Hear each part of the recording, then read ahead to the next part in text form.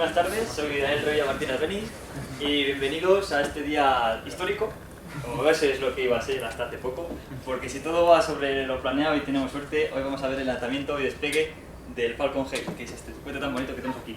Puedes entender, bueno, o igual un poco más para adelante, menos esto. Bueno, me río y digo que si tenemos suerte porque acaba de poner el señor Elon Musk, que es este y que los ha desarrollado, que seguramente este cohete hoy puede ser que no se lance y se ha atrasado el lanzamiento hasta las 9 menos 10. Así que ahí vamos a andar. La charla, en primer lugar, voy a hacer una charlilla explicando un poco y poniendo en contexto todo lo que viene a ser lo relacionado con este cohete, para intentar entender un poco y apreciar un poco mejor lo chulo del cohete este. No es un cohete normal y corriente, sino que yo creo que hay que intentar entender el trasfondo y las motivaciones que han llevado a su desarrollo para apreciar lo importante de este cohete. Después, cuando acabe la charla, que no sé cuánto durará, porque la he acabado a la hora de comer, ya que ha sido todo muy rápido, la idea de la charla es que sea un poco así coloquio. Si alguien tiene algo que añadir, si ve que hay algo mal, pues que lo diga y aquí pues tertulia, porque además como hasta las 9 menos 10 en principio no se lanza el cohete, pues hay tiempo. Después de la charla pondremos la retransmisión en directo del lanzamiento que hacen SpaceX y si tenemos suerte pues veremos qué sale. Si queremos hablar de las motivaciones que llevaron a la construcción del Falcon Heavy, creo que es inevitable hablar del creador, del fundador de la agencia que lo hace, de SpaceX. Este es Elon Musk. No sé si todo el mundo lo conoce, hay mucha gente por ahí que le hace la ovación, pero bueno. Elon Musk nació en Sudáfrica en 1971, en el seno de una familia blanca, en Pretoria, y era el mayor de 3 hermanos, y su infancia no fue lo que viene a ser fácil. No fue fácil porque desde pequeñito él siempre era muy tímido, era muy retrotraído, y por eso le hacían bullying en el colegio, lo que le llevó a que no le gustase el colegio y a que lo criticase duramente y, por tanto, que fuese autodidacta. Es decir, leía mucho de su hermano, comentaba a posteriori que se tiraban horas y horas y horas y horas leyendo, y bueno, y eso en parte ha hecho que sea lo que es hoy. En plan, hay que pasar por lo duro también para llegar a la espera, lo que sí. Bueno, con 9 años le regalaron su primer ordenador, un Commodore, que era un ordenador muy rudimental, y con él venía una guía de aprende a programar en 6 meses. Pues el chico tenía prisa y se los leyó en 3 días, y aprendió a programar en 3 días. Con 10 años sus padres se divorciaron, otros motivos por los que su juventud, su niñez fue difícil. Sus padres se divorciaron, bueno, su padre era ingeniero y su madre era actriz, modelo. Se divorciaron y él se marchó a vivir con su padre. Su padre era un hombre que le maltrataba psicológicamente y además estaba constantemente por su trabajo viajando de un lado para otro, por lo cual al pobre Elon no tenía, digamos, no podía echar raíces y no tenía una seguridad, era todo muy cambiante. Y eso también contribuyó a que lo pasase mal. A los 12 años se divorciaron y a los 12 años programó su primer videojuego, que le llamó el Blaster. Era un juego sencillito, pero que bueno, que ahí está, sí, lo tenía ahí puesto para pinchar y jugar, está online, si buscáis Blaster Elon Musk podéis jugar al videojuego, es una especie de martelitos y es entretenido. El tío ya con 12 años ya tenía la mentalidad que es característica suya a lo largo de su vida, que es una mentalidad de empresario. Con 12 años ya dijo, he hecho un videojuego, voy a venderlo. ¿Y a quién se lo vendió? Pues se lo vendió a una revista de ordenadores por nada más y nada menos que $500 de la época, que al cambio de eso son $1.200. Cuando dice 12 años ya vendió un videojuego por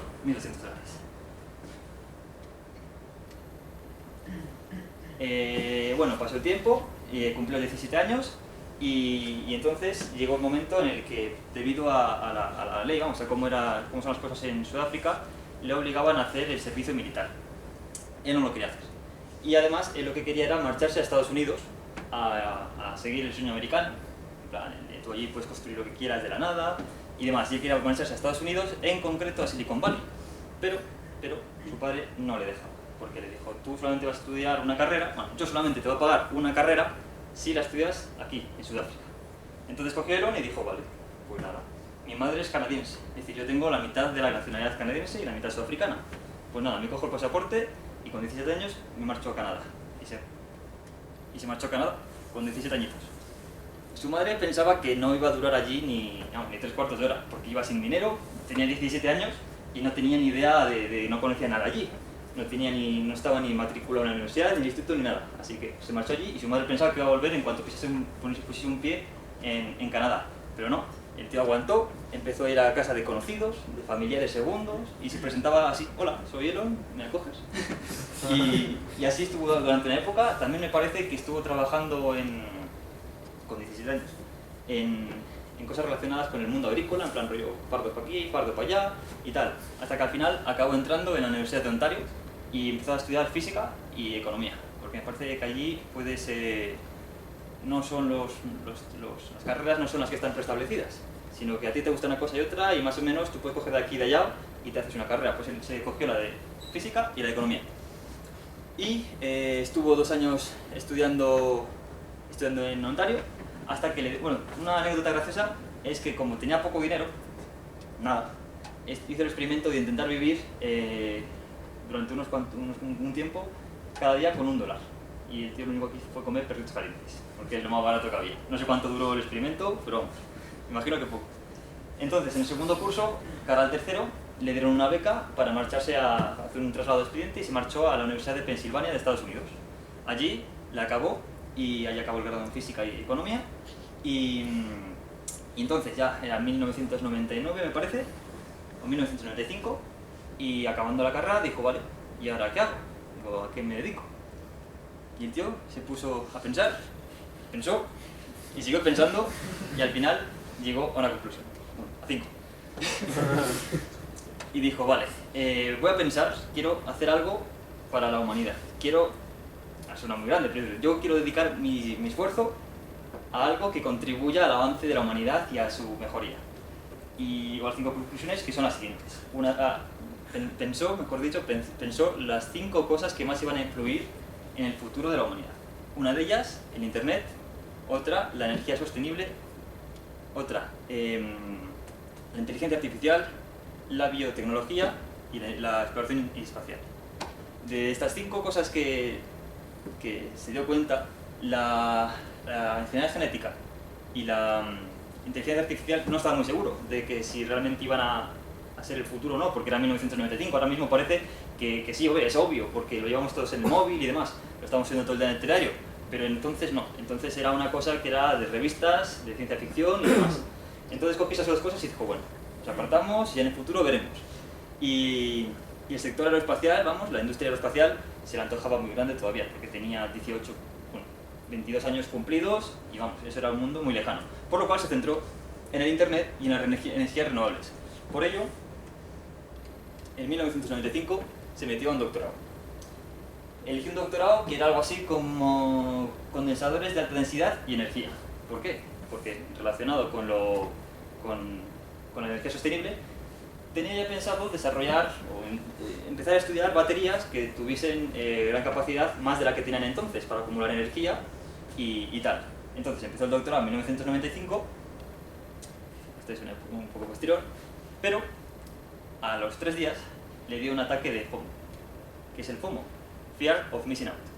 Es un término anglosajón adquirido hace poco que viene a ser algo así como miedo a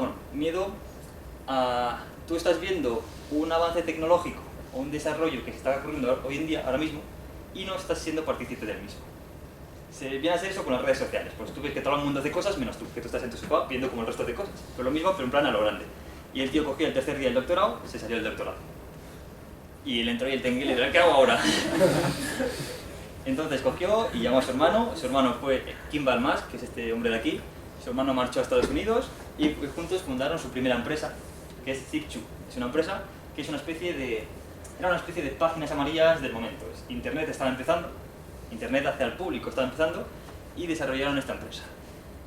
Lo que viene a ser esta empresa era eso: daba la opción, el servicio a otras empresas de publicitarse en Internet.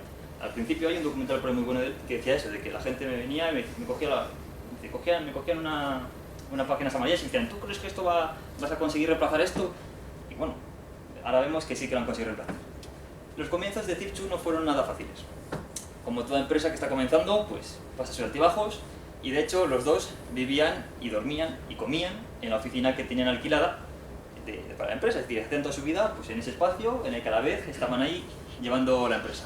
Elon Musk era el cerebrito de la empresa, mientras que Kimball era el que más se encargaba de la parte de relaciones públicas, de darse a conocer y darse a vender. Esto tiene sentido porque justo antes de empezar esta empresa, cuando dejó doctorado Elon Musk, hay una anécdota también que se cuenta por ahí, los compañeros cuentan por ahí, dicen que el tío dijo, vale, quiero aprender sobre el internet.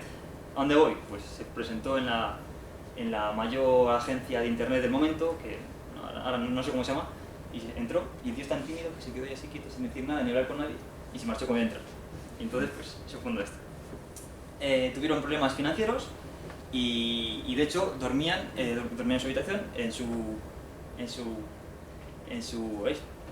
en la sede donde tenían esto, vamos, en su despacho, y se duchaban en The YMCA. YMCA no es la canción de los Village People, sino que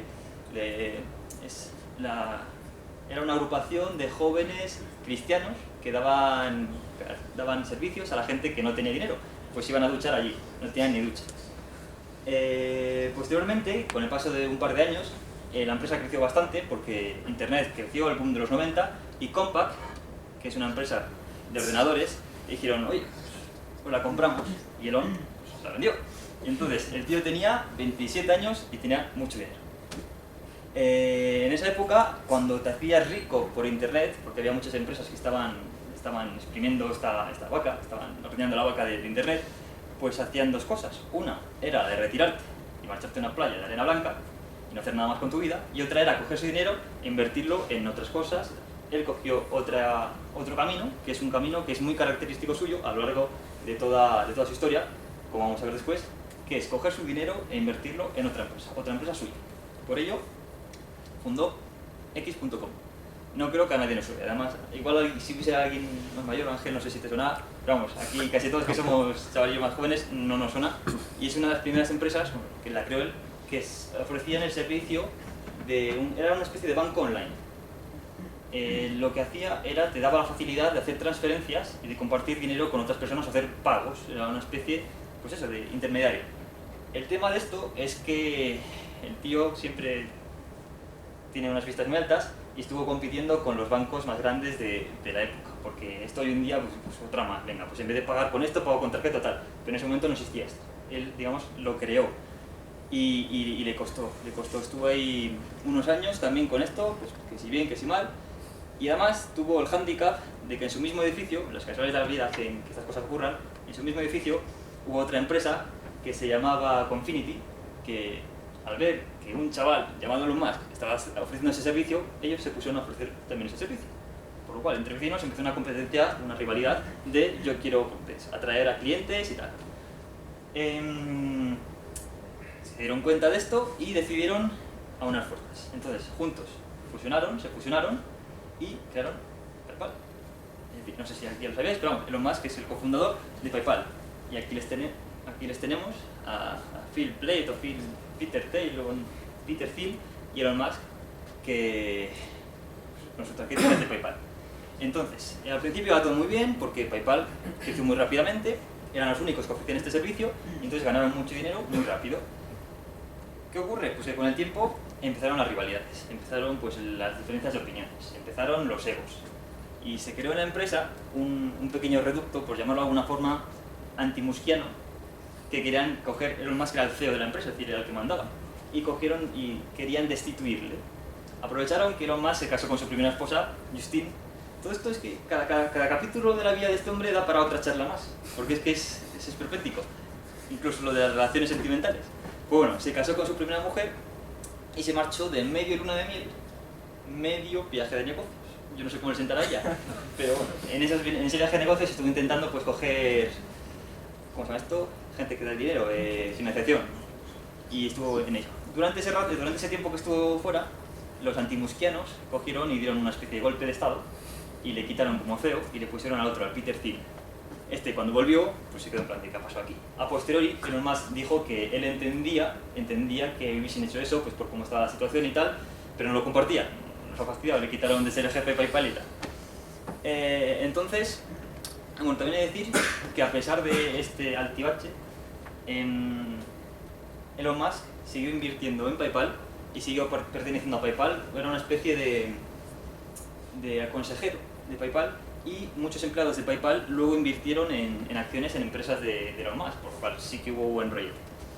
De hecho, Elon Musk siguió siendo importante para PayPal porque fue el principal artífice de que PayPal fuese comprado por eBay. Porque eBay también en esa época estaba empezando a surgir, y tenían una plataforma para hacer los pagos mucho más pocha y mucho más rudimentaria que PayPal. Entonces PayPal se llevaba todo el prestigio, pues lo compraron y tantas cosas. Y entonces Elon Musk pasó de ser un tío con mucho dinero a ser un tío con mucho dinero. En concreto 180 millones de dólares. Se puede haber marchado otra vez a la playita esta, pero no. Cogió y con todo este dinero fundó una empresa, SpaceX. Esto en 2002. Bueno, y luego en 2004 fundó Tesla, que imagino que la conoceréis porque es la de los coches estos eléctricos y Powerwalls, se conducen solos, y los que también quieren revolucionar el mundo de la energía, de los coches eléctricos.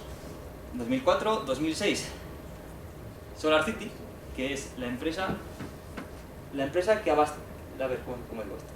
Es la empresa que abastece la mayor parte de la energía solar de Estados Unidos.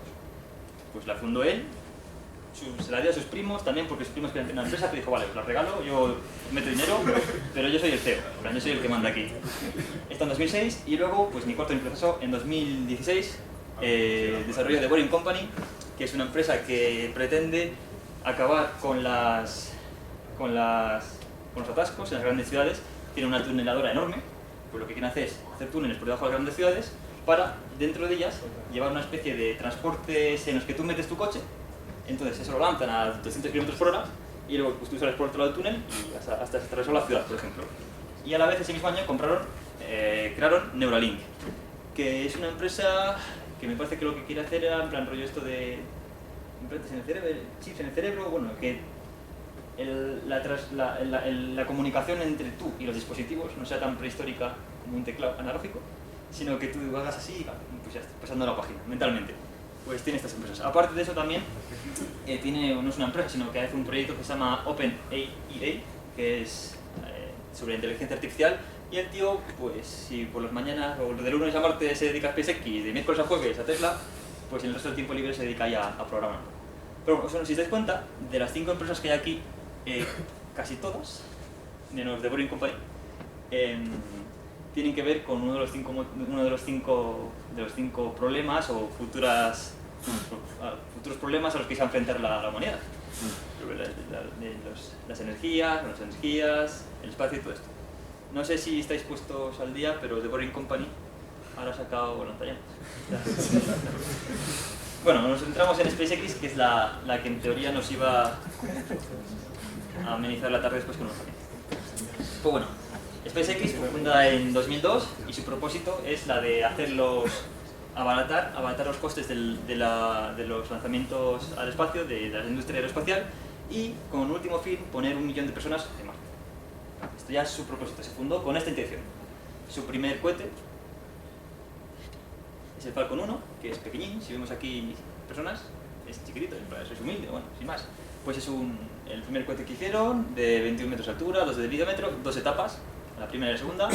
Y bueno, pues podía levantar, no llevaba una tonelada de carga que podía poner en baja órbita, que es Low Earth Orbit, o geosíncrona, y eso, estas son unas pequeñas especificaciones. Estaba propulsado por oxígeno líquido y queroseno SP1, que es un combustible especial para cohetes, y esto siempre va a ser los combustibles que utilicen los cohetes de SpaceX.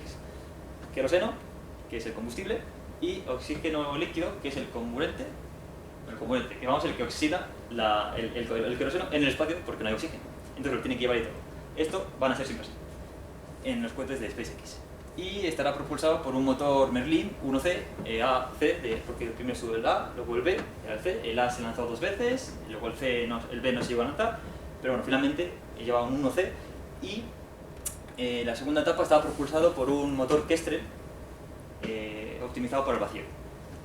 Si os dais cuenta, y si habéis un poco inglés, todos son nombres de pajarracos. El Falcon es un guiño hacia Star Wars por el halcón milenario de Han Solo, y el segundo Kestrel es una especie de pájaro, también una rapa.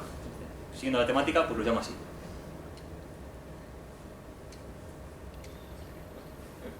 El primer lanzamiento fue realizado el 24 de marzo de 2006 y falló. A los 33 segundos del lanzamiento, pues explotó. Bueno, explotó. A ver cómo esto.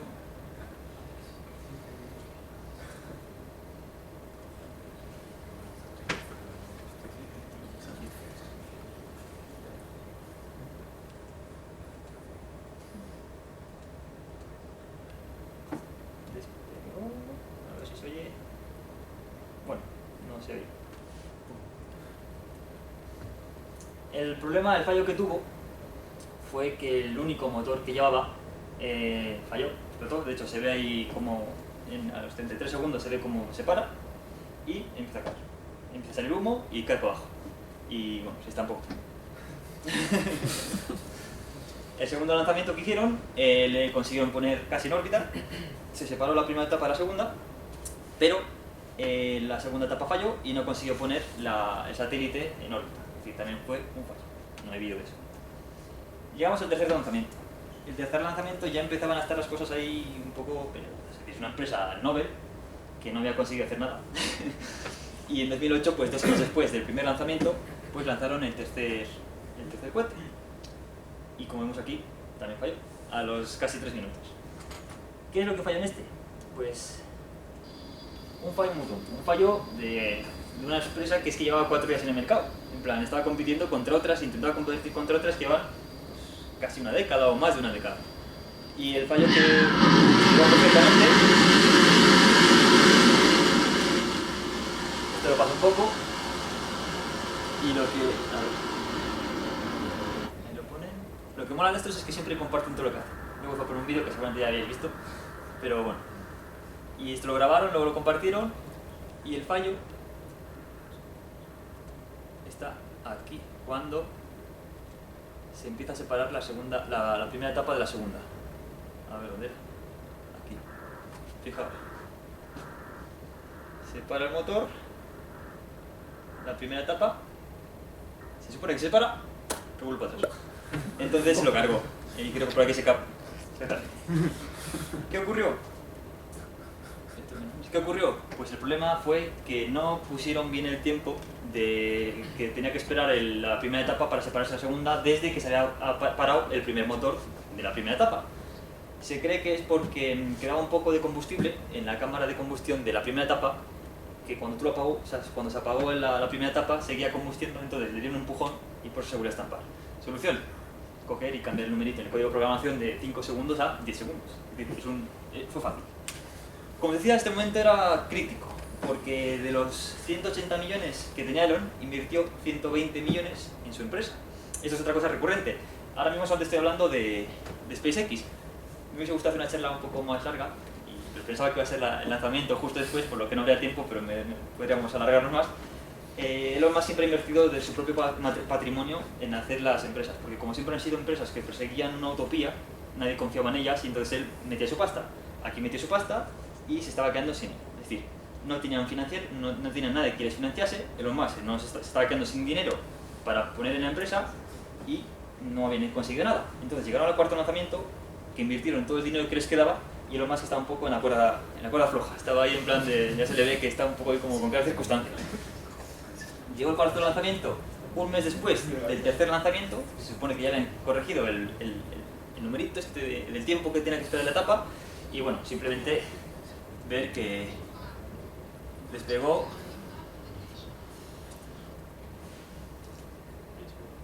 y todo fue, vamos, niquelado. Se separó la etapa y se ve perfectamente. Si os fijáis, sí que se para el motor y esperan. Bueno, ahora que se haya gastado todo el combustible, venga ya, para allá. Y lo separaron. Están contentos. Así que vamos, bien.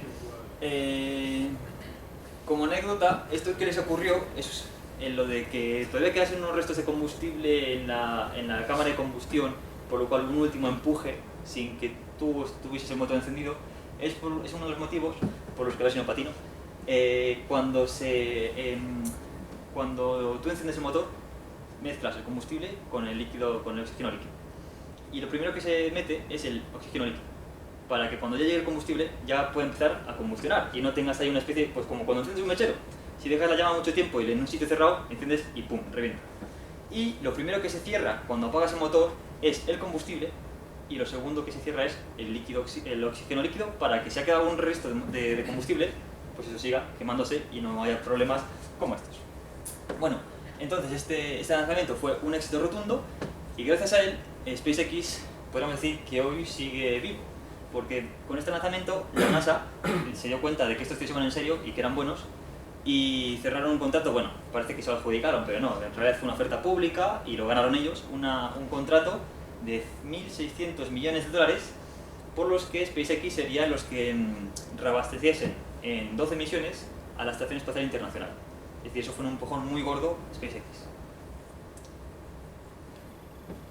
Se hicieron 2 lanzamientos más, en total hubo 5 lanzamientos del Falcon 1, los otros 2 fueron exitosos y entonces ya dejaron de usarlo, porque ellos ya pues, tenían las vistas de hacer el Falcon 9, el cohete que es el que utilizan hoy en día, y propusieron en primer lugar hacer el Falcon 5, que es un intermedio entre el Falcon 1 y el Falcon 5. El Falcon 1, no lo he dicho, 1 es porque tiene un motor, 9 es porque tiene 9 motores, pues querían hacer un Falcon 5 que tenía 5 motores.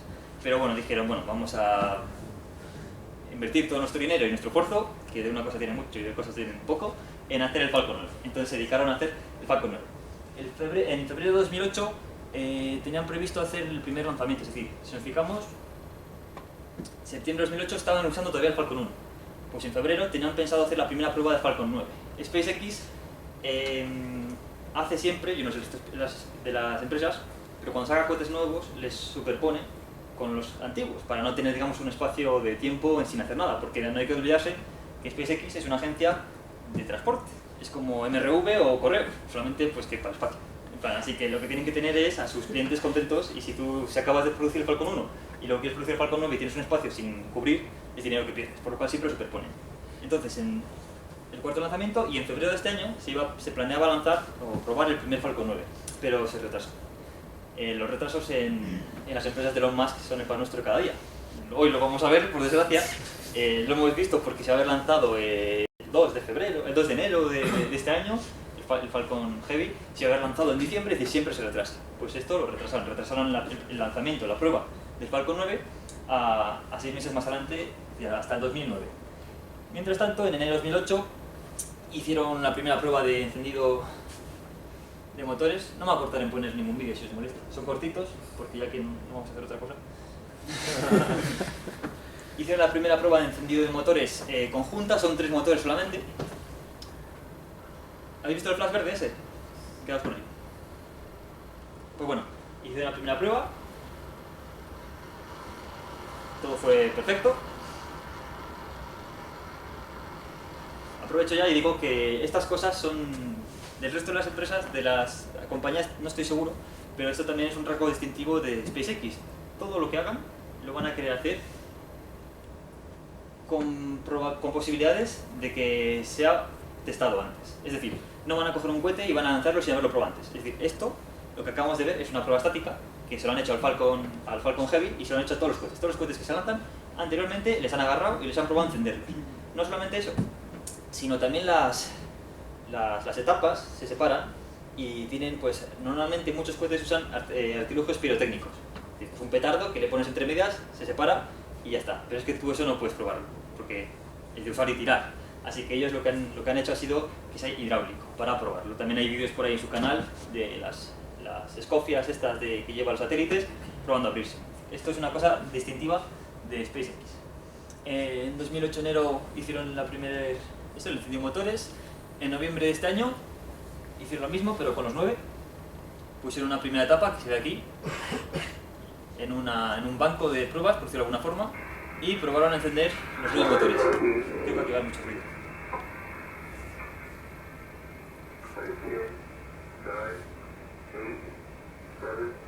¿Qué luz es eso? Es como la...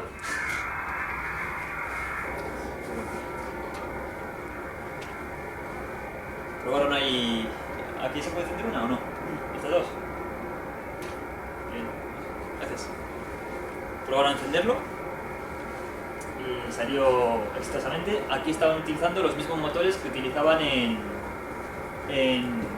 el Falcon 1, que es en el Merlin 1C. Posteriormente, en noviembre del año siguiente, también se probó a encender...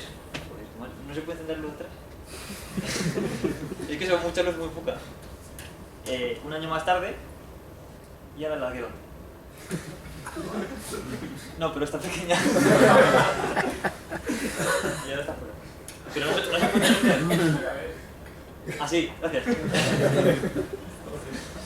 Bueno, esto también es difícil, no solamente lanzar cohetes es difícil. Un año más tarde probaron el encendido de la segunda etapa y también fue fructuosa.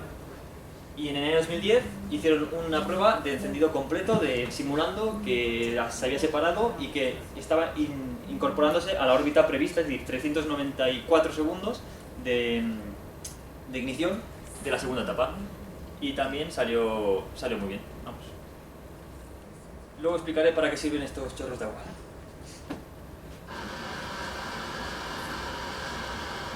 Mola aquí ver que se generan como ondas de presión, como una especie de cavitación por las ondas por la presión que se genera. Bueno, pues así 394 segundos. Y por fin, en junio del 2010, se lanzó el primer Falcon 9 con éxito.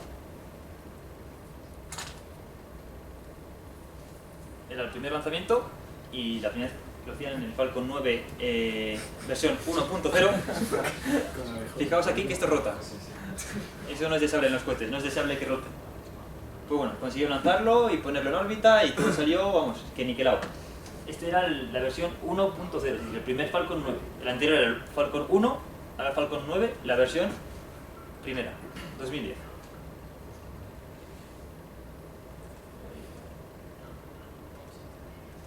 Y vamos, salió todo muy bien.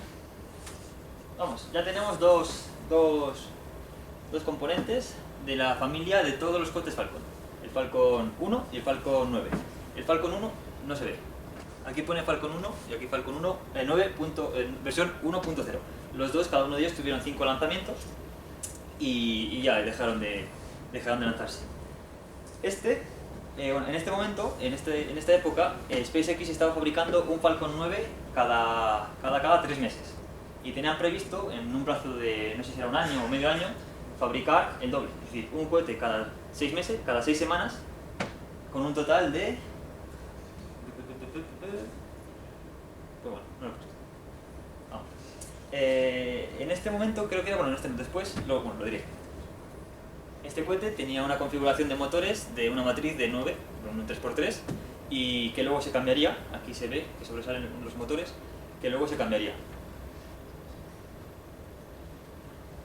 El siguiente modelo, que es una especie de mejora al Falcon 9 versión 1.0, es el Falcon 9 versión 1.1, que es una especie de hermano mayor. Tenía una mejora en general un 60% de las prestaciones eran mejores que las del Falcon 9. Era un poco más grande, era un poco más ancho, se podía poner más peso en órbita que el anterior.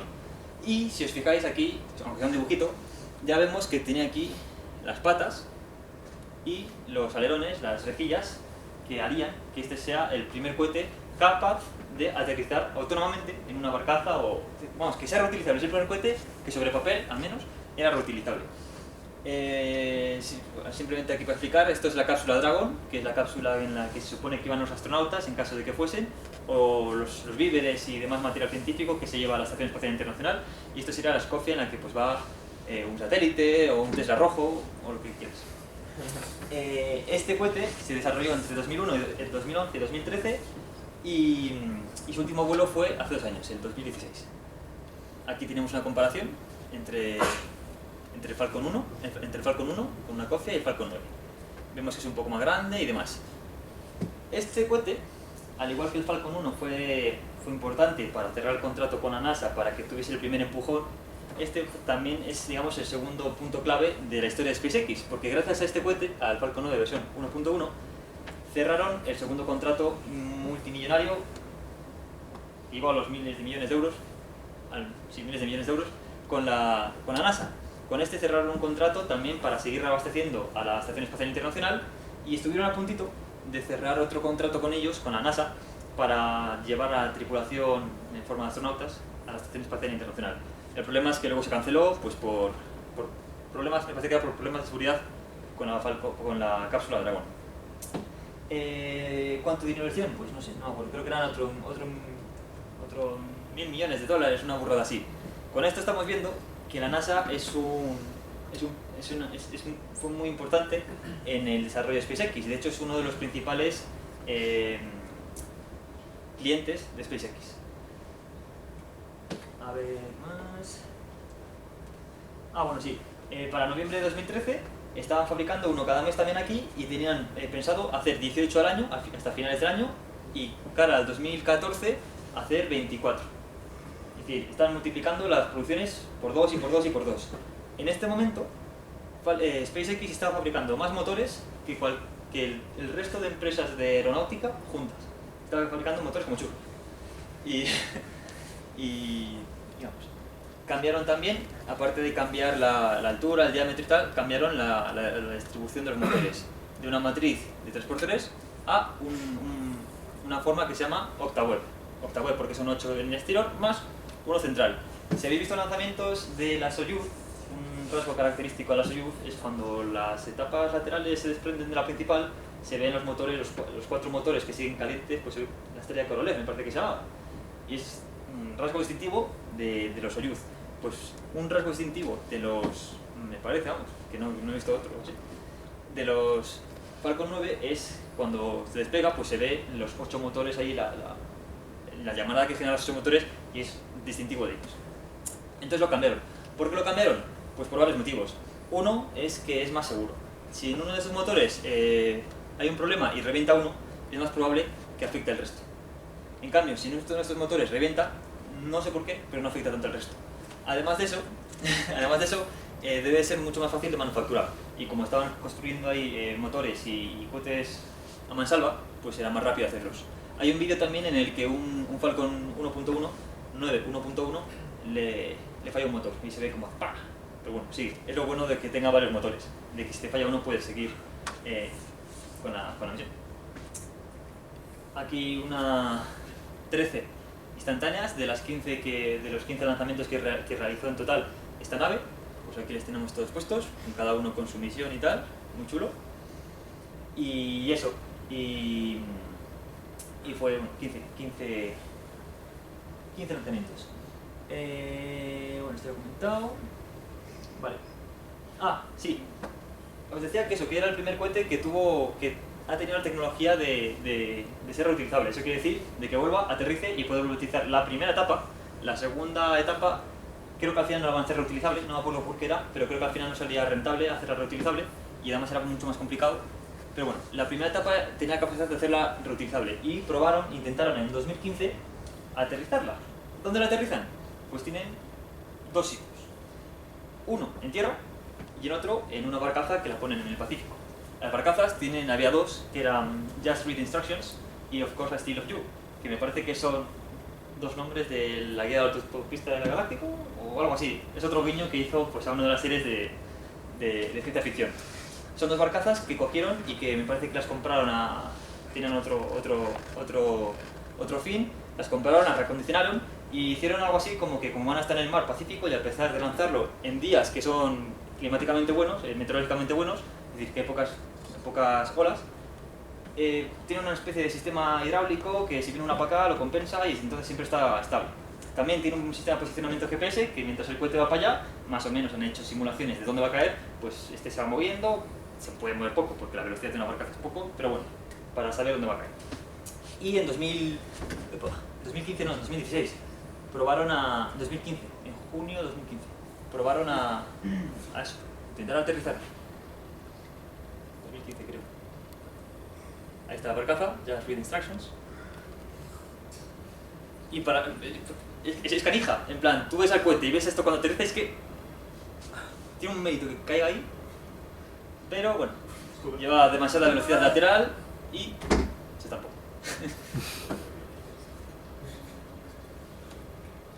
Estas explosiones son chulas, las explosiones, bueno, Y reventó. Bueno, esto ya ha pasado varias veces, que si primero, bueno, este es el mismo lanzamiento, en este falló pues porque la velocidad lateral era demasiado grande, entonces ladeó y volcó. Otras veces ha fallado porque una pata fallaba, la pieza que se usaba fallaba, se doblaba y se estampaba. Otras veces creo que fallaba, y en vez de aterrizar una barcaza aterrizaba al lado y ahí se hundía. Hubo muchos problemas. De hecho, una de las dos barcazas, no sé, imagino que es Of Course I Still Love You, ya no está rota porque se estampó tan fuerte que la reventó. Y ahora solamente tienen una barcaza disponible. Sí. Y bueno, y su último despegue fue en 2016. ¿Por qué? Porque la reemplazaron, como no se ve aquí, con una versión mejorada, la versión Falcon 9, versión 1.2, que es, o también llamada Full Thrust, que es el cohete que se utiliza actualmente, y es por el que está compuesto el Falcon Heavy. Bien, ¿qué mejoras tenía este? Pues me parece que tenía así también como las dimensiones eran parecidas, se le cambiaron los puntos de anclaje entre la primera etapa y la segunda etapa, pasaron de ser 12 a ser 3. Creo que también se le metió aquí algo distinto, vamos, entre la primera etapa y la segunda etapa, como algo que le empujaba, una cosa neumática que le empujaba, y sobre todo se cambió el sistema de propulsión. No sé si en este, creo que este sigue en los Merlines 1C, en este creo que ya lleva el Merlin 1D, no sé si por ahí me lo pueden... O igual en este ya lleva el 1D, no me acuerdo, pero el tema, el motor mejoró mucho, y de una versión a la siguiente el motor ganan muchísima potencia los Merlins, y eso, y comenzó a utilizar, se desarrolló entre 2014 y 2015 y se comenzó a utilizar en 2015. Aquí tenemos algunas mejoras. También los combustibles, el combustible que se mete aquí, es decir, el queroseno y el oxígeno líquido, estaban a menor temperatura. ¿Por qué es necesario esto? Pues porque tú tienes un compartimento reducido, tienes unas dimensiones que tienen que caber ahí todo, y a cuanta menor temperatura metas el combustible, más denso es y más puede caber. Así que estaba más frío, pues más te cabe. Mejora la estructura, tanques más grandes, mejora la unión, tal, separación de etapa, nuevas rejillas. Las rejillas también las cambiaron, luego veremos un poco. Y sí, bueno, la versión 1.1 lleva el Merlin 1, el Merlin 1D, y en este le mejoraron un poco. Dentro de la familia de los Falcon versión 1.2 hay una subcategoría, que viene a ser los Block. Tenemos el Block 4, que es el que se está utilizando actualmente, y eso es una transición entre el normal, la versión básica, digamos, y el Block 5. El Block 5 es uno que los que son mucho más frikis de esto se dedican a ver en las retransmisiones en directo que hacen los de SpaceX y se dedican a ver el trasfondo. Y uno de ellos vio que había un motor desmantelado detrás de la reportera. Dijo, ostras, este motor es distinto, tal cual. Y se está especulando en el que el Block 5 ya se está desarrollando, que lo único que haría sería pues darle más potencia y además de darle mucha más vida útil. Tendríamos que cada cohete, cada primera etapa, tendría unos 10 usos, 10 veces se podría usar ese, con unas mínimas, pero mínimas, revisiones, en plan, pues, capa de pintura por aquí y ver que todo está bien. Y si lo alargamos, tendría incluso una vida útil de 100 lanzamientos con unas revisiones pocas, pero seguiría funcionando 100 lanzamientos, es decir, un cohete, 100 lanzamientos. Estamos teniendo cohetes reutilizables, que es que ahora son de usar y tirar, casi todos. Y bueno, aquí tenemos que es el que aterriza. El Falcon Full Thrust ha sido lanzado unas 28 veces y 21 de ellas ha sido recuperado. ¿Por qué no se ha recuperado las otras 7 veces restantes? Porque no les cabía, entre otras. Porque no tenían sitio en los hangares. Una primera etapa ocupa mucho. Y no te puedes gastar dinero en hangares para amontonarlos. Ese es uno de los motivos. Otros motivos es que si tú, por ejemplo, un cliente va y te dice, oye, ¿me puedes poner este satélite en órbita geosíncrona, geoestacionaria, y el satélite me pesa pues una burrada? Pues bueno, se lo ponen, pero el Falcon 9 no tiene combustible suficiente para darse la vuelta y aterrizar. Es decir, todo el combustible lo emplea en darle el empujón para ponerlo en órbita y demás. Entonces, tiene que armar y lo tiran. Y suele decir esto sabiendo que pueden ser reutilizables, tirar un cohete. Pues parece muy del siglo XX. De los milenios. Y bueno, uno de los signos más característicos de estos cohetes, de los Falcon 9, cuando hablo ya de Falcon 9 ya voy a hablar todo el rato de Falcon 9 Full Thrust, el versión 1.2, que es el que se usa todo el día. son sus rejillas, los alerones, estos majos que tiene ahí, ahí que parecen chiquititos. Pues bueno, estos alerones no son invención de SpaceX, sino que ya se llevan utilizando bastantes años en el sector bélico, en armamentístico, para manejar y para darles cierta autonomía y capacidad de maniobra a bombas como pues, la MOAB y demás. Lo que hicieron ellos fue mejorarlos. Pues cogieron y dijeron, vale, esto existe, pues lo vamos a mejorar. El primer diseño que sacaron fue este, que es hecho de aluminio y se caracteriza porque siempre que veis una rejilla pintada de blanco es este, el primer modelo. Estaba hecho de aluminio y bueno, el problema del aluminio, estos alerones eran de usar y tirar también. ¿Por qué? Pues porque el aluminio, a pesar de ser resistente y estar tratado y tal, en la reentrada sufrían muchísimo, luego lo vamos a ver, sufrían muchísimo y se desfiguraban y tal, por lo cual eran de usar y tirar. Por lo cual se pasó a rejillas de titanio. Eran un poco más grandes y veis aquí que cambiaron. Quitaron, por ejemplo, aquí los nervios estos principales y pues se pusieron aquí un poco más reforzados, la hicieron más grande y también cambiaron aquí el punto de anclaje, en vez de estar en el extremo estaba un poco más para adentro, y a mayores también pusieron que la parte no fuese plana, sino que la parte, bueno, aquí se ven los cambios, si nos fijamos el perfil, tiene aquí pues una especie de mordiscos. En plan, se supone que eso también mejora a la hora de maniobrar y la aerodinámica de las rejillas. Y aquí tenéis una vista de comparación. Este es uno de los antiguos, esta es la de aluminio. Es decir, si pusiésemos a un operario en una de titanio sería incluso más grande, pero en plan que son grandes. Como cosa chula, en plan, si os dais cuenta ya aquí los más que si vende lanzallamas, que si gorras, tal.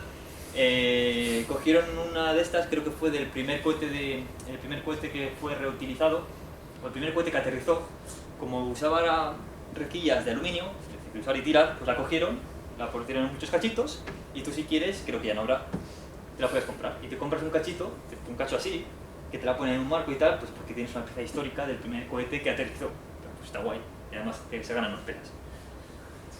Aquí veis por qué sufre tanto las rejillas. Esto es en la reentrada, están incandescentes por la fricción del aire. Y aquí veis cómo queda. En plan, esta es la nueva en plan sin usar, una de aluminio sin usar, y aquí es como queda, en plan hecha papilla. Y aquí tenéis pues una de titanio antes y después del lanzamiento. En plan, pues aquí pues, está chamuscado y tal. Aquí también podéis ver estos propulsores, que son los pequeños propulsores de nitrógeno, me parece, que es para que cuando está aterrizando y tal, pues se va orientando. Y ya, por fin, pasamos a el Falcon Heavy, que es lo que supone que nos había traído aquí. El Falcon Heavy no es esto, que es un Falcon Bordote, sino que es esto o esto. Son 3 Falcon 9 Full Thrust unidos. Están unidos y luego pues aquí tiene la segunda etapa y aquí está el payload. Este cohete puede poner en órbita, en baja órbita, 64 toneladas frente a las 22,8 que puede poner un Falcon 9. Si lo vemos en una órbita de transferencia geoestacionaria, puede poner un poco menos, 26.700 kilos, frente a los 8,3.000 kilos que puede poner un Falcon 9. O, si ya nos vamos a Marte, puede poner 1.680 kilos, 16.800 kilos, frente a los 4.000 que podría poner un solo Falcon 9. Si queremos llevar 1 millón de personas a Marte y queremos que coman, hay que llevar muchas patatas. Es decir, es mejor llevar 16 toneladas que 4. Si os dais cuenta y sois aquí rápidos, pues veis que justo es el triple, porque son 3 Falcon 9 en vez de 1. Entonces, más o menos el triple que el otro. Entonces, este cohete, actualmente, cuando se lance, podéis mirar si han dicho algo, ya que estáis aquí. Actualmente es el cohete más potente que existe por un factor de 2. El cohete anterior a él, que está en la lista, es el Delta IV Heavy, que viene a ser este, que también es un buen bicharraco. Pero bueno, este le lleva por un factor de 2. Esto quiere decir que... bueno, aparte de eso, aparte de ser el cohete más potente, vale 1/3 de lo que valdría un lanzamiento con el Delta Heavy. Es decir, es más potente y más barato. La leche. A la hora del despegue tiene un empuje inicial, porque luego va perdiendo masa y tal, por la gasolina o por el queroseno. Tiene un empuje inicial de 2 millones de kilos en el momento del despegue. ¿Cuánto es eso?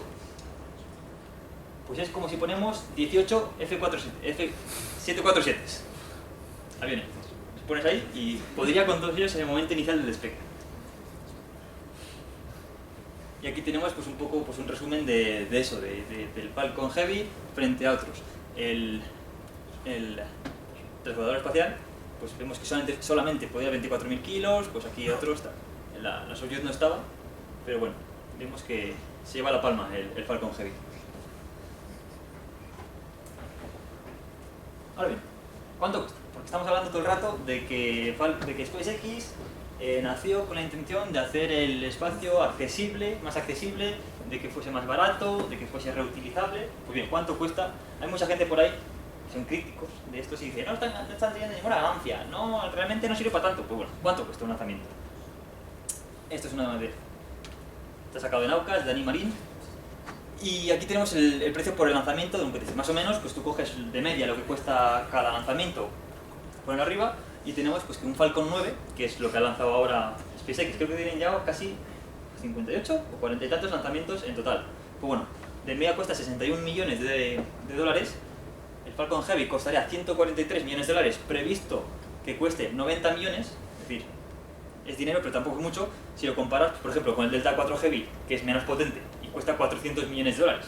Es decir, está haciendo mucho más accesible que empresas pongan pues, sus cosas ahí arriba. Si lo comparamos en vez de cuánto cuesta un lanzamiento, si lo podemos comparar por cuánto cuesta poner cada kilo en órbita, pues vemos que el Falcon 9 por cada kilo cuesta 7.400 dólares o el Falcon Heavy 12.000 dólares. El Falcon 9, estos son de lanzadores pesados. Por ejemplo, el Electron no está, el Electron es más pequeñín, tal, o los de PLD no estarían. Esos son de cohetes pesados que pueden poner buenas cargas ahí arriba. La previsión de esto, cuando ya tengan más cohetes, más reutilizados y consigan ya poner la maquinaria de hacer motores y demás en marcha al 100%, es que cada kilo, bueno, cada libra, te cueste unos 1.200 euros. O 500, ahora mismo. Pero vamos, muy poco. Y bueno, vamos a echar un ojo allá, sí, un poco así ya por más o menos esto finalizarlo, al Falcon Heavy. Vamos a ver qué tiene por aquí. Esta es una vista de su culete y vemos aquí que tiene pues tres primeras etapas de Falcon 9, 9 motores en cada una, 27 motores en total. ¿Cuánto combustible gasta? Cada motor Merlin, cada uno de estos, al segundo quema 300 kilos. Si tú coges eso, kilos de combustible, si tú coges eso y multiplicas por 27, eso viene a ser, ¿cuántos eran? 8 y pico toneladas por segundo, que vendría a ser un elefante y medio africano por segundo. Hay un vídeo por ahí muy chulo de Saturno 5, creo que era, una simulación de que sale Saturno 5 quemando y en vez de quemando gasolina sale un montón de elefantes ahí simulando lo que queman. Este cohete no es tan potente como Saturno 5, pero creo que podía poner más carga que Saturno 5 en órbita. Es decir, es más eficiente, mucho más eficiente que Saturno 5. O 4.500 plata, no estoy matizando. Es que es lo que te pone Google. Cuando lo buscas en Google me parece que es la suficiencia que te sale. ¿Cuánto puede poner? Y te lo dicen plátanos y en elefantes. Aquí tenemos una vista vertical del Falcon Heavy. Aquí tenemos una personica en comparación. Y bueno, y vemos aquí, a ver si alguno se da cuenta, que las rejillas de las etapas laterales son distintas a las de la etapa central. Aquí se ve mejor. ¿Por qué es esto? Bueno, estas son de titanio y estas son de aluminio. Pues bueno, por ahí he leído que se debe a que las de titanio son mucho más difíciles de hacer, cuestan más dinero y las de aluminio son más baratas. Aparte de que las dos etapas laterales del Falcon Heavy son cohetes ya reutilizados y son cohetes Block 4 que ya llevaban estas. En cambio esta es una etapa nueva y directamente le pusieron las rejillas de aluminio. ¿Por qué? Porque como es un vuelo inicial es posible que se estampe. Y es mejor estampar una cosa de aluminio que tampoco te sale tan cara que estampar cuatro rejillas de titanio que te cuestan las pelas. Y por eso, pues, bueno, aquí se ven los nervios que unen las tres etapas, que son hidráulicos. En la simulación se ve muy bien cómo se sueltan. Y luego, aquí, ¿veis estos puntitos negros?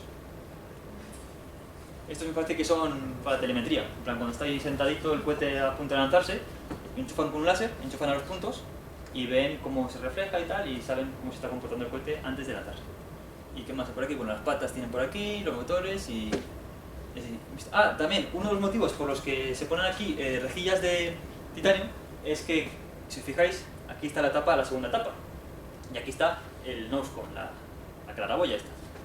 En el momento de bajar y de hacer la reentrada, esto genera muchísimo menos, ¿cómo se dice? Drag, arrastre, mucho menos arrastre que si tienes aquí una vaina enorme. Entonces, como genera menos arrastre, es mucho más inestable, por lo cual necesitas unas rejillas que tengan mucha más capacidad de maniobrar. Estas son las de titanio. En cambio, este, como genera más arrastre, no tiene tanta inercia a moverte para allá y por eso pusieron de aluminio.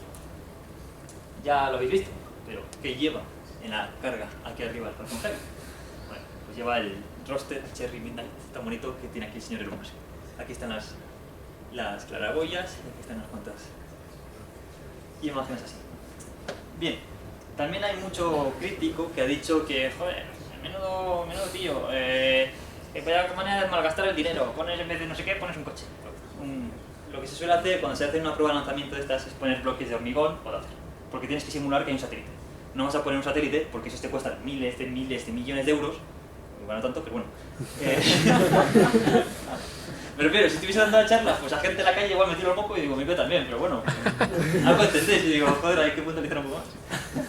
Pues bueno, y en vez de poner una masa, un satélite, pues puedan poner bloques de hormigón y tal, pero Elon Musk, la gente que lo sigue en Twitter, por ahí dijo en un tweet ya hace unos meses, dijo algo así, ¿cómo era? En plan, las cosas aburridas no molan nada, y una compañía aburrida es lo peor del mundo, por lo cual voy a lanzar mi coche rojo para un planeta rojo.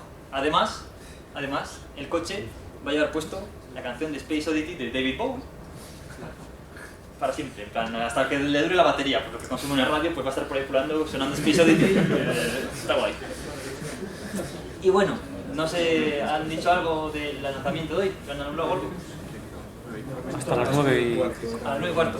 Bueno, pues tenemos dos desenlaces. Ocurra lo que ocurra, va a ser un espectáculo, porque esto lo dijo Elon Musk.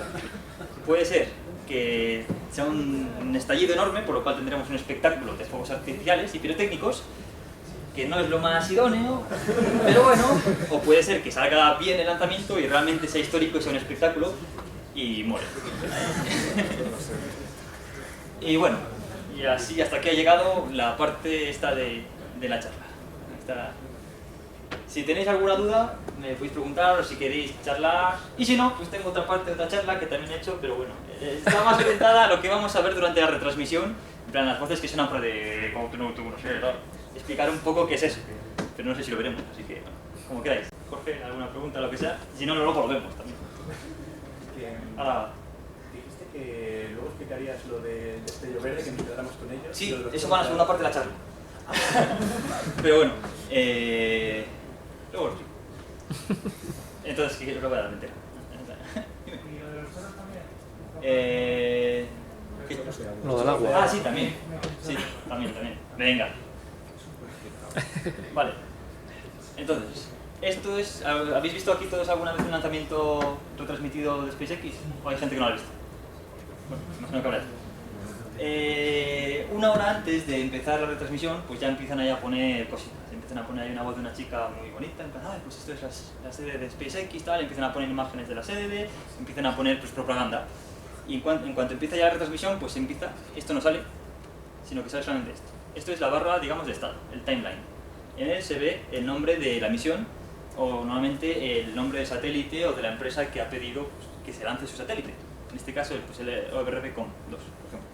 Y aquí pues vemos las diferentes partes importantes de lo que va a acontecer durante el lanzamiento. Pues ahí está. De hecho, en este pone demasiadas cosas. Normalmente no suelen poner tantas, suelen poner, pues en plan, encendido primera etapa, corte de la primera etapa, separación, aterrizaje de la primera etapa, encendido la segunda etapa, entonces, muy así. Y bueno, una hora antes, pues empieza el reportaje. Una hora antes del reportaje. En T-35 minutos, esto pues time menos 35 minutos, es como se denomina el T-0, es el momento del lanzamiento. Y bueno, pues esto lo tenéis que, cuando ponga comillas, tenéis que imaginar la voz de un americano en plan diciendo, ¿vale? Cuando no. Aquí empiezan y dicen que se está empezando a llenar del oxígeno líquido, los tanques pues empiezan a llenar, porque necesitan oxígeno para combustionar el queroseno en el espacio, porque no hay aire. 5 minutos más tarde, en T-30, dicen readiness check, y que viene a ser eso, que comprueban que todo está despejado. ¿Qué quiere decir?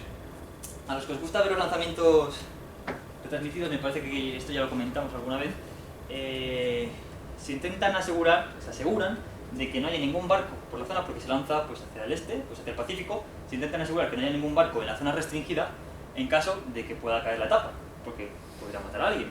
Y de la misma forma también se intentan asegurar de que no haya ningún avión ni aeroplano por la zona, ningún dron y tal. Hace unos años, pocos, 3 o así, o 2, o alguna cosa así, muy pocos, abortaron un lanzamiento porque un tío se le pasó y se fue con su lancha y se metió en la zona restringida. Y dijeron, pues abortamos. ¿Qué ocurre? Nadie quiere que ocurra eso. No SpaceX, sino ningún piloto ni ningún paisano quiere que le ocurra eso, porque te enchufan una multa gorda. Cuando tú tienes que llenar el depósito cuando tienes que llenar los depósitos te cuesta una pasta, porque esto no es fácil de llenar, es oxígeno líquido, tienes que meterlo con presión, tienes que refrigerarlo a saco y luego te toca volver a sacarlo. Es decir, se pierde mucho dinero, por lo cual las multas que les meten son gordas. Desde T-30 hay un rato sin que se diga nada, el cohete está disparando y en T-4 dicen strong bar retract. Eso viene a ser que la barra esta, el anclaje que tiene la torre esta estructural se reclina 1,5 grados. Normalmente, eso es lo primero que se hace. Luego se suelen retraer o 45 grados o 77,5, dependiendo de dónde lancen. Por ejemplo, si lanzan desde la base, desde la plataforma 39A, que es 39A, 39.1, no, que es 39A, que es la histórica desde que se lanzó el Saturno V cuando la misión Apolo llegó a la Luna, pues en esa se retrae 75 grados, 77,5 grados. En cambio, si lo lanzan desde una más antigua, que es Vandenburgo, que también está en Vandenburg, se retrae 45 grados. ¿Qué importa? Pues bueno, importa. Porque si tú lo retraes un poco, 45 grados, cuando salga el cohete, la llamarada del cohete va a ir a parar a la torre esta, entonces va a sufrir muchos daños. Luego tú tienes que gastarte tus pelas también y pues dedicarte a recondicionarlo. En cambio, si lo retraes más, 77 grados, no impacta tanto la llamarada. Por lo cual, en esta primero se retrae 1,5 y luego justo antes del lanzamiento se retrae del todo. En 3 segundos, sería eso, que viene a ser Autonomous Flight Terminating System. ¿Esto qué es? La autodestrucción. Esto viene a ser que SpaceX han implementado un sistema en el que si el cohete detecta que se le va la órbita, se le va de las manos, automáticamente explota. Había una misión de hace también unos años, hace pocos años, en el que el cohete efectivamente despega a unos cientos de metros del suelo, empieza a acelerarse, ¡pam!, y revienta automáticamente, pues para evitar que caiga en otros sitios y que toda esa bomba que lleva encima de combustible cause daños. Y aquí te dicen, pues dan todo este proceso se llama Go to No to. Go to No to, creo que era así. Que viene a ser eso, pues el director de vuelo pregunta a cada ingeniero que está pues, responsable de cada una de estas partes a ver si está todo bien y podemos lanzar. Entonces aquí le preguntan por eso y dice, sí, está todo bien. 5 segundos después dicen Very good back TBC. Esto quiere decir que el motor está listo para el motor de la segunda etapa, está listo, en plan vacuum, está listo para funcionar, está funcionando perfectamente, puede funcionar, y TVC son las siglas, no sé a qué corresponden, pero viene a ser lo que separa la primera etapa de la segunda etapa. Es decir, es muy importante. Tú con eso compruebas, como es hidráulico, no creo que la enciendan ni apaguen, pero están viendo que la respuesta tiene respuesta, por lo cual puede haber una separación de la primera etapa y la segunda etapa. Tuvieron problemas con ello, así que ya se curan esa. Así que lo meten aquí. A T-2 minutos 45 segundos, soy esto, que viene a ser que ya se ha terminado de llenar la primera etapa. Aquí falta la primera etapa se ha terminado de llenar con oxígeno líquido. Un poco después dice lo mismo, pero la segunda etapa, es decir, ya tenemos el combustible y el oxígeno líquido lleno. A T-1 minuto y 55 segundos dicen que está con energía interna. ¿Qué quiere decir esto? En este momento el cohete está siendo autosuficiente. La torre de anclaje tiene varios propósitos, aparte de sujetar al cohete para que no se vaya por ahí, en plan, para que no se menee. Aparte de eso, también tiene mangueras que alimentan el propio cohete, que le dan de comer, vamos. Y también tiene los cables de conexión para alimentarlo energéticamente. A partir de este momento, el cohete está autosuficiente. En menos 1 minuto y 30 segundos, el vehículo está self-aligned. Esto quiere decir que el vehículo ha cogido y se ha comprobado él a sí mismo que todo lo anterior está bien. Y dice que está todo. Y en los giroscopios dice, vale, estoy recto, tal, podemos ir. Menos 1 minuto y 20 segundos, close started. Aquí lo que hacen es, empiezan a meter, terminan de meter helio líquido súper enfriado. ¿Por qué? Helio líquido para evitar la cavitación. Porque cuando tú tienes depósitos, a medida que se van vaciando, tú vas teniendo aquí un espacio y en el aire, el vacío, y cuando llegues al espacio, eso va a coger y va a empezar a flotar ahí el líquido, el combustible. Eso lo que puede generar es la cavitación. No sé si me he llegado a descargar el vídeo, si eso luego lo pongo. La cavitación viene a ser que cuando un medio gaseoso en un líquido se le genera una presión, como el líquido es incompresible, las burbujitas se empiezan a comprimir y a expandir, lo que genera una especie de ondas de choque. He visto un montón de vídeos, imagino, igual no tantos, de cuando tú coges una cerveza, hay una agua por ejemplo, es así, ¡pam!, que se revienta el culo. Eso es la cavitación. El vídeo que os iba a poner, de hecho, es eso, es que se ve a cámara lenta que se generan burbujitas y al final, ¡pum!, revientan. Pues lo que hacen con meterle helio líquido súper enfriado es que a medida que se va gastando el combustible, el helio líquido lo van pasando a los depósitos, se va expandiendo, se convierte en helio gaseoso y eso lo que hace es aumentar la presión. Es decir, es como una cosa que está empujando para que eso se mantenga en su sitio la gasolina y no empiece por ahí a hacer chuminadas. Es muy importante. A menos 1 minuto 5 segundos, Titter. Setup complete. Esto es la respuesta a ti, Jorge. Esto era... Mierda, me he olvidado. Trietilaluminio, trietil-aluminio, trietil-boro, o trietil algo así, aluminio-boro. Son dos compuestos que cuando entran en contacto con el queroseno reaccionan. ¿Para qué? Para encender el motor. Un motor, ¿cómo se enciende un cohete? Pues así. Y esto es lo que genera el característico flash verde del Falcon 9. Otros cohetes también utilizan esto. Otro mecanismo de encenderlo, pues por ejemplo el de las lanzaderas espaciales, los transbordadores espaciales. Si os acordáis, salieron un montón de chispas, entonces cuando empezaba a salir el combustible, prendía y tiraba para arriba. Pues aquí no, aquí se usa pues este combustible, este reactivo, que piro no sé qué, creo que era lítico, algo así, ¿no? Y es característico también. 1 minuto antes del lanzamiento, dicen que FTS is ready to launch. Se aseguran de estas 3 cosas. Viene a ser que Autonomous Flight Emergency System is ready for launch, es decir, que vale, sí, sigue funcionando la autodestrucción, está en startup, es que funciona, y que se ha terminado de llenar las baterías. Está alimentándose por sí mismo. En este momento, el cohete empieza una cuenta interna de cuenta atrás, es decir, ya no depende de nada del exterior, ya no tiene contacto de información, vamos, con la torre, es decir, él solito y está haciendo la cuenta atrás. 45 segundos antes del despegue, dicen que están presurizadas la etapa 1 y la etapa 2 para el despegue. 15 segundos antes, dice que se confirma, está configurado para volar. 10 segundos antes empiezan los chorros de agua. ¿Los chorros de agua para qué sirven? Pues bueno, no sirve para apagar el fuego, porque entonces no tienes cohete. Pero bueno, lo que sirve es para amortiguar la onda de choque que se produce. Es decir, es una barrera acústica. Si no se pusiesen chorros de agua en los lanzamientos, es posible que la presión que genera hiciese eco, por decirlo de alguna forma, rebotase y aparte de que destruyese lo que está en la base del lanzamiento, también rebotase por el propio cohete y le provocase problemas y pudiese explotar o pudiese causarle algún problema. Por lo cual se ponen unos chorros de agua bien gordos, que también se prueban, que es una barrera acústica, digamos, como que absorben la energía esa de la onda expansiva que generan los cohetes cuando se encienden. Y también es importante, pues 10 segundos antes empiezan a funcionar. De hecho, si os fijáis en los lanzamientos, hay un tanque de estos de agua enorme por ahí, pues sirve para esto, porque son lo que alimentan los chorros estos. 5 segundos antes, telemetría anti-TEP, es decir, que funciona todo bien, la telemetría y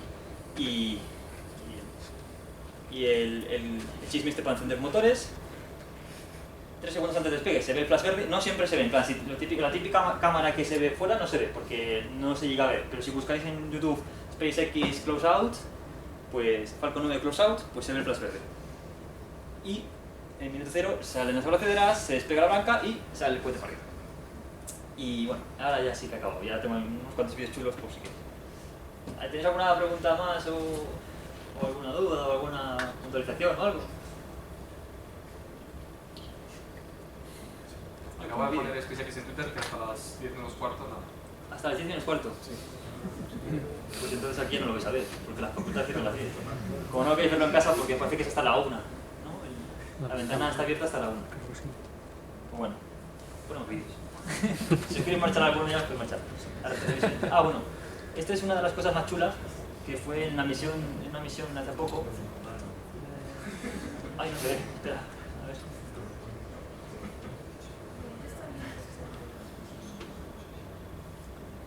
Bueno, pues aquí se lanzó tal, a ver cómo era. Creo que no se había llegado a ver todavía nunca y es la primera vez que se vio, que es esto. La separación entre la primera etapa, bueno, aquí veis el octaweb, que es lo que os digo, que es pues, una especie de pétalos y tal. Y en este momento se ve cómo se separa la primera etapa de la segunda. Como veis, si todavía no se ha separado. Bueno,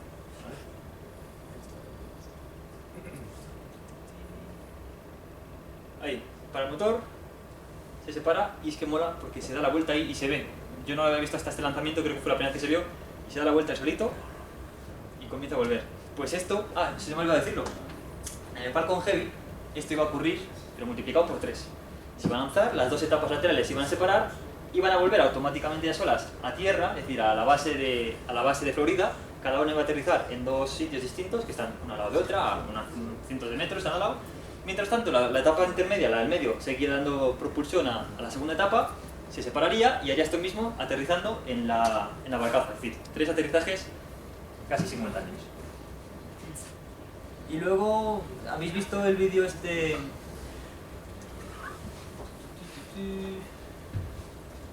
de cómo no aterrizar un cohete? Está muy chulo también, en plan, tiene un vídeo especial de propaganda, se lo puede permitir.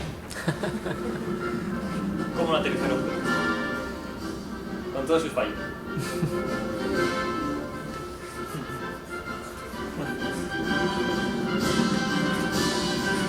Este es el de la destrucción autónoma.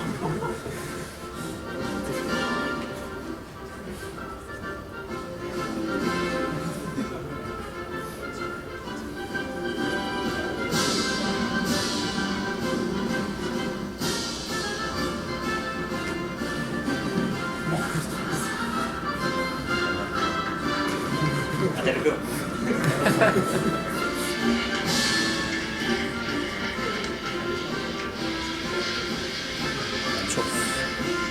Ahí se le dobló la pata.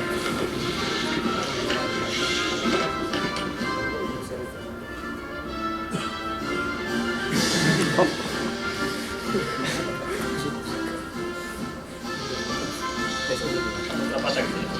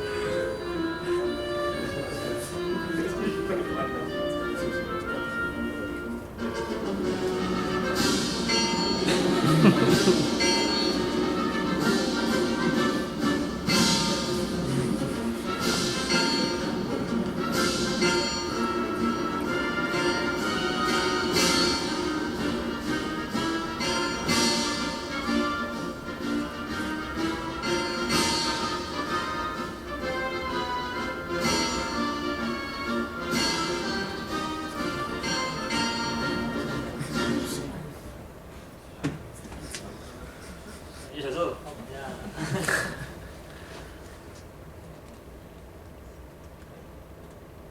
No han empezado la transmisión, creo. Pues nada, quedan muchas cosas por contar, como por ejemplo el BFR también, el Big Falcon Heavy, que no, Big Falcon Rocket, que es el cohete que llevaría al hombre a Marte realmente. Este podría, pero bueno, realmente el otro es el que se usaría reiteradas veces para lanzar al hombre a Marte, y un montón de detallitos que no se pueden contar tras una charla porque da mucho de sí sobre esta empresa y otras charlas sobre Tesla, que hay muchas cosas que contar. Bueno, nada, muchas gracias a todos por venir.